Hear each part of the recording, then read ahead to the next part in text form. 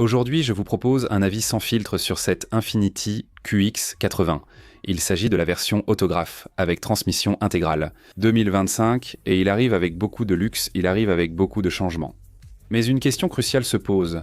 Est-ce que ça vaut réellement 115 000 $? Est-ce un choix intelligent ou juste une question de statut? Merci d'avoir commencé à regarder cette vidéo. Que tu t'abonnes à la chaîne, car quand tu t'abonnes, ça m'aide beaucoup à continuer à participer, à continuer à produire du contenu pour que tu sois diverti. Et ça, je le remercie vraiment du fond de mon âme. Alors merci.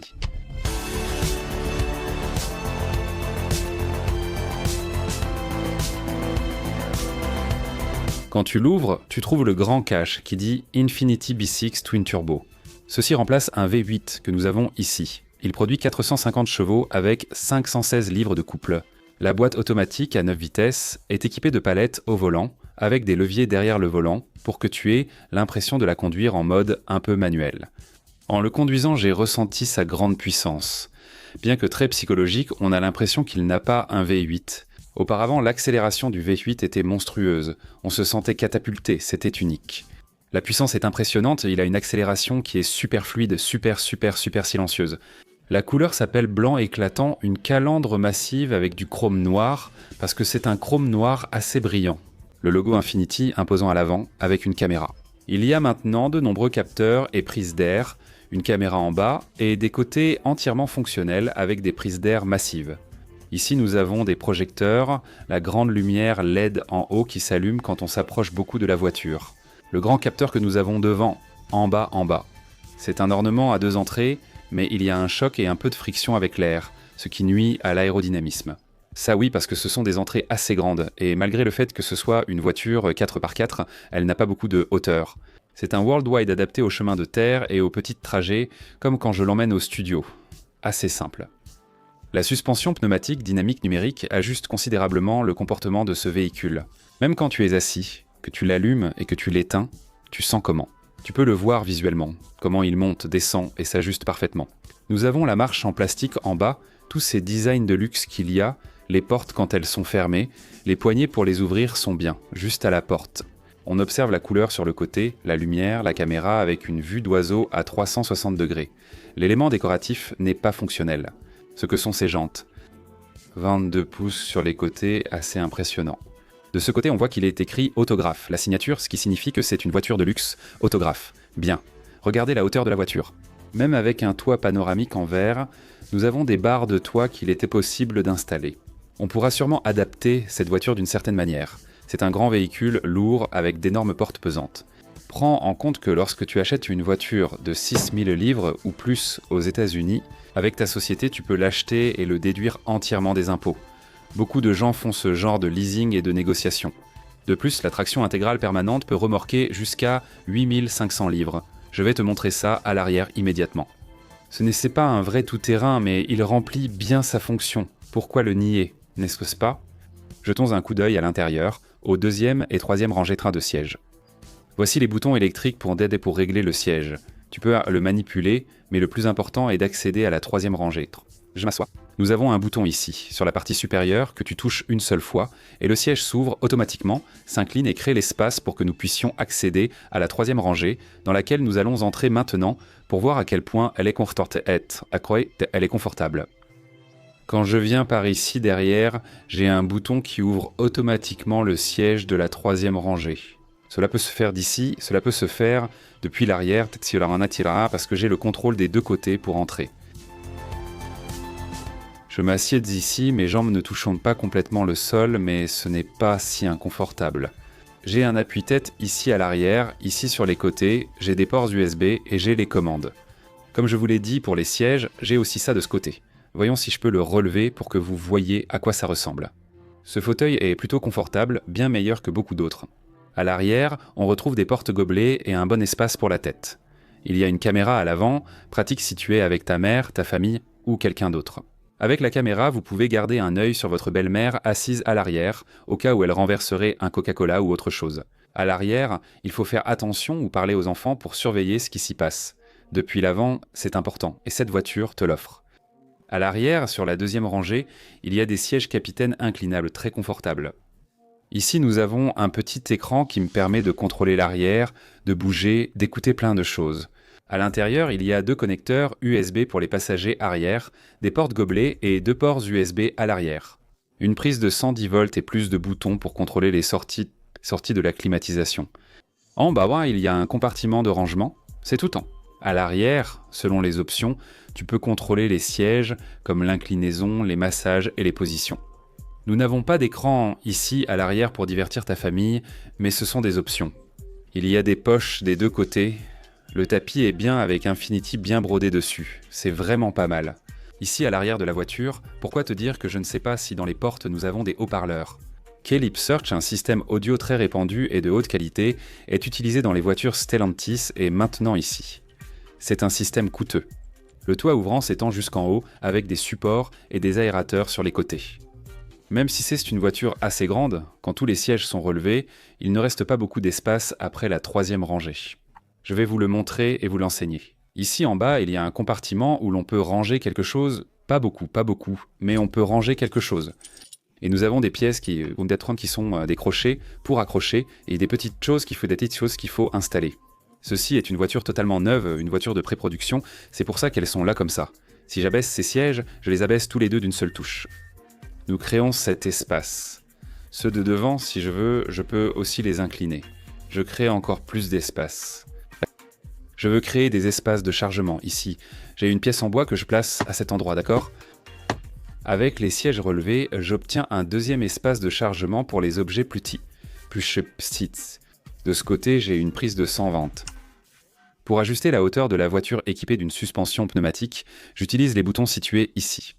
Au cas où j'apporte des courses ou autre chose, je peux le baisser ou le monter. C'est assez pratique. Et bien sûr, ça se ferme d'une simple pression et c'est tout.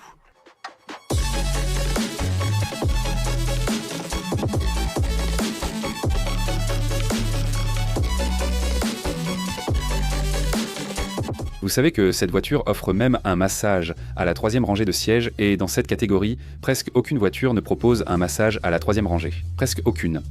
Alors, c'est ici à l'intérieur que vraiment, elle se distingue. Cette voiture a été conçue par Alfonso Ibaizar, un jeune cubain de Miami, qui est le designer mondial d'Infinity.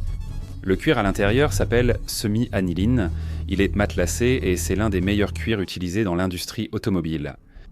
Là, il gagne un point. Les sièges meublés sont ventilés à l'avant, ventilés à l'arrière et avec massage à la 1re et à la 2e rangée, ce que tout le monde n'offre pas. La 3e rangée est également chauffante, ce qui n'est pas très courant non plus dans ce segment. Elle est dotée de nombreux détails en bois sur les portes et à plusieurs endroits, avec un toit ouvrant. Les montants sont tous recouverts de cuir, certains ont du daim, d'autres du graphite, le volant est recouvert de cuir. Il est chauffant, ce dont je n'ai pas besoin ici à Miami. Vous avez déjà vu le côté panoramique de ce toit ouvrant qui va de l'avant à l'arrière et même jusqu'à un rafraîchisseur. Ici nous avons, pour que tu puisses y mettre la bière ou pour que tu puisses y mettre l'eau de la belle-mère ou ce que tu veux offrir et que ça reste bien frais. Ce sont 2 écrans coupés ici au milieu, mais la coupure ne se voit presque pas. 14,3 pouces, plus un autre écran tactile de 9 pouces qui se contrôle à l'arrière. C'est ce qu'on appelle la rétroaction. Il intègre Google, Alexa, Apple CarPlay et Android Auto sans fil. Je n'ai pas réussi à connecter mon Apple CarPlay malgré avoir branché mon téléphone et activé le Bluetooth. Le système n'a tout simplement pas voulu fonctionner. Fonctionner. Je ne sais pas pourquoi, j'ai essayé et je n'ai pas pu. Système audio Kiplitch, qui s'écrit KLIPSCH. Il est excellent, utilisé par Atlantis dans ses voitures haut de gamme, avec 24 haut-parleurs et un système audio indépendant. Ici, dans les appuis-têtes arrière, la caméra à 360 degrés dispose d'une détection d'objets.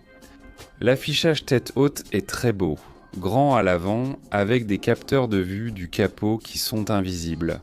Mais ils sont là pour éviter tout type de problème, pour t'avertir des choses qui peuvent t'arriver. Le système de climatisation avec refroidissement biométrique, l'éclairage à l'intérieur en 64 couleurs.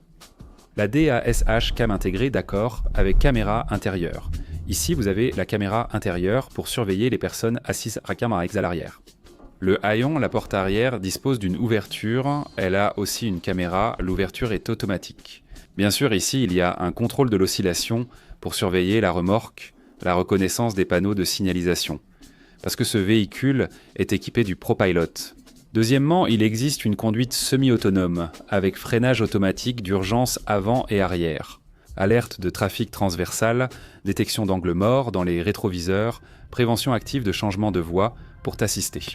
Alerte d'angle mort pour la remorque. Il n'a pas encore le chauffage du NTSA. Le Centre national surveille tout ce qui concerne les automobiles aux États-Unis.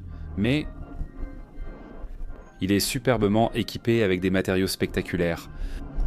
Cet écran secondaire permet de surveiller et de contrôler la climatisation. Tout le reste, à l'avant et à l'arrière, tout se fait d'ici. Ici. Nous avons également les modes pour passer en 4 high, pour activer l'éco-sport, le mode remorquage neige et le mode personnalisé que tu programmes à ta convenance. En ce qui concerne la consommation, elle est gourmande. 17 miles par gallon en mixte, seulement 13,8 miles par gallon. Elle brûle de l'essence comme si l'essence était gratuite. Tu vas dépenser à peu près 3 750 $ par an. Avec un trajet d'une personne normale, pas les visites chez Sete Cientos 50 $ avec un trajet d'une personne normale, n'est-ce pas? Les visites à l'atelier ne sont pas fréquentes. La voiture est de très bonne qualité, mais quand elles arrivent, prépare-toi à dépenser de l'argent pour cette voiture haut de gamme, d'accord? Infiniti t'offre 4 ans, 60 000 miles de garantie, 6 ans, 70 000 miles sur le groupe motopropulseur, 3 ans d'entretien programmé gratuit. C'est vraiment très bien, d'accord? Et il vérifie même la pression des pneus quand tu achètes cette voiture alléchante. Franchement, ça vaut le coup de l'acheter, d'accord? Voyons voir quelque chose. Voici ce qu'on appelle mon avis. C'est un bijou en termes d'équipement, même s'il se distingue par le luxe intérieur, la meilleure technologie, la douceur de conduite. Quand tu es dans cette voiture, c'est comme un salon de luxe sur roues, mais ce n'est pas pour tout le monde. C'est pour ceux qui recherchent le confort, la technologie, l'exclusivité, sans se soucier de la consommation ni du niveau de revente. Donc tu es un gars ou une fille avec de l'argent si tu cherches l'intelligence financière là-dehors. Si tu veux investir prudemment dans une voiture, il existe de meilleures options pour le même prix. C'est certain. Alors, en conclusion, cette voiture, eh bien, on a aussi une caméra ici dans le rétroviseur, on a une autre caméra. Ici, elle est déjà super équipée, elle est pleine de caméras partout dans la voiture. J'adore les couleurs de cette teinte, venue brûler comme ça, c'est superbe. Connecteur sans fil, 2 USB, 2 porte-gobelets, un dans la porte. Volant avec belle couture. La partie du bas où il est écrit Infiniti est aussi assez plate, ce n'est pas mal du tout. C'est ce que je peux dire de cet intérieur. Alors, à vous de décider.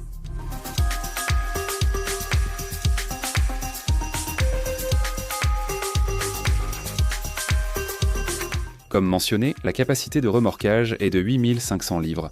À l'arrière, on retrouve une classe 4 avec une connexion à 7 broches pour une solidité optimale. La roue de secours se trouve en dessous, là on voit que ça fait un clic. Ici, c'est complètement fermé.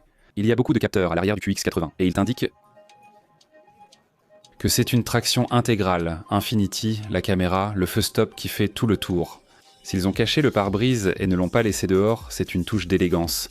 Ils s'en sont un peu souciés. L'aileron noir déployé avec de grandes lettres sur le dessus extérieur. Infiniti, qui ne lui vont pas mal, parce que, regarde, même s'il y a du chrome partout. C'est un noir brillant, mais il est un peu mat. Tu ne vois pas le bling-bling brillant, comme sur la calandre avant?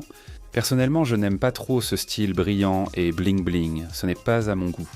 Tu le sais déjà, le prix est de 115 000 $. Si tu veux en essayer un, si tu oses, je vais le faire. Merci de t'abonner à ma chaîne. On se voit à la prochaine.